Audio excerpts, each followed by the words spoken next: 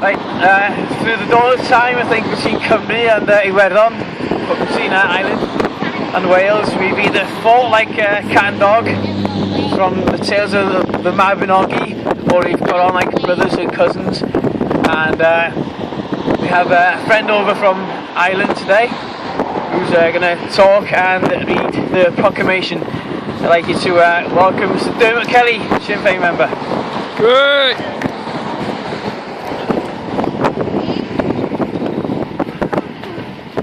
Just before I read the proclamation, just a little bit of the background into the proclamation. The proclamation was created by the members of the Irish Republican Brotherhood, by Pearse and Connolly, and the document is quite far-reaching. If you look at some of the lines that appear in it, cherishing all of the children of the nation equally and guaranteeing equal rights and equal opportunities for all of its citizens. It was a document that guaranteed equal suffrages for women at a time when women were having to go to jail to try and get that right. And it wasn't for many years that most states provided equal rights for voting for women. But the Irish Republic had intended to give those rights to women at the time, because they were aware that, you know, not only were there oppressed people in Ireland, that women were themselves oppressed. You know, as Connolly said, they were like the oppressed people of the lowest order because men looked down on them as well. So the whole society was quite uneven and unequal. And when Pearse and Connolly and the other leaders sat down to write this document, they went to create something that was going to be very equal for everybody, and that was their intention, to start off that way. So if you listen closely, you'll hear some of the lines. I mean, some of the things they guaranteed were very far-reaching at the time. Pearse himself was a great thinker. He was a barrister, a teacher, a poet, a playwright. And sometimes you'll hear people read the proclamation and they can be quite monotone about it. It's not my intention to read it that way, because I know the way Pearse was, he would have read it with quite a bit of flair. He was that kind of a dramatist. He liked to get things done in quite a dramatic fashion. So when he stepped out onto the front of the GPO on the 24th of April 1916, this is somewhere similar to the way he may have read it.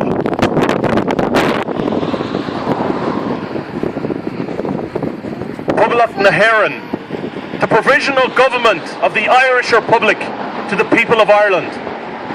Irish men and Irish women, in the name of God and of the dead generations from which she receives her old tradition of nationhood, Ireland, through us, summons her children to her flag and strikes for her freedom.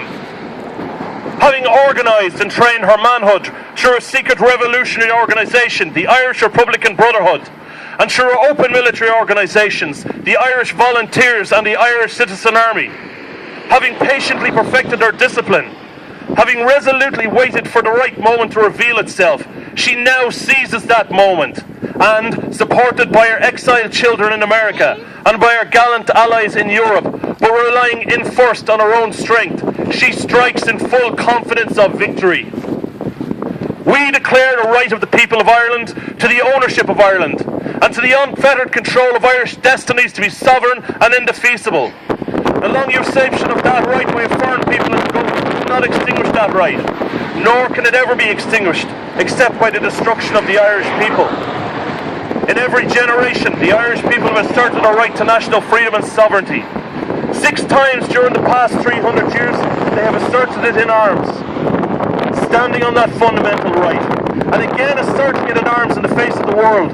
We hereby proclaim the Irish Republic as a sovereign, independent state, and we pledge our lives and the lives of our comrades in arms to the cause of its freedom, of its welfare, and of its exaltation among the nations. The Irish Republic is entitled to, and hereby claims the allegiance of every Irishman and Irish woman.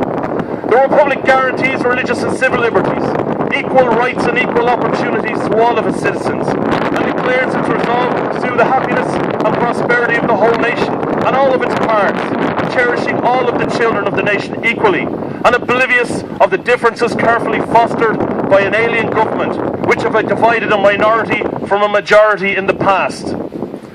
Until our arms have brought about the opportune moment for the establishment of a permanent national government, representative of the whole people of Ireland, and elected by the suffrages of all her men and women, the provisional government hereby constituted will administer the civil and military affairs of the Republic in trust for the people. We place the cause of the Irish Republic under the protection of the Most High God, whose blessing we evoke upon our arms, and we pray that no one that serves that cause will dishonour by cowardice, inhumanity or rapine. In this supreme hour, the Irish nation must, by its valour and discipline, and by the readiness of its children to sacrifice for themselves for the common good, prove itself worthy of the august destiny to which it is called.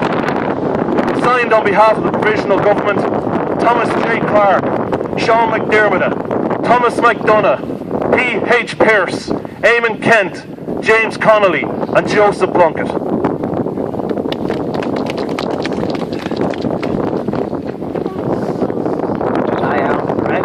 Fire and passion. Like I say, that is exactly how it would have been right out today. Thank you very much. Right,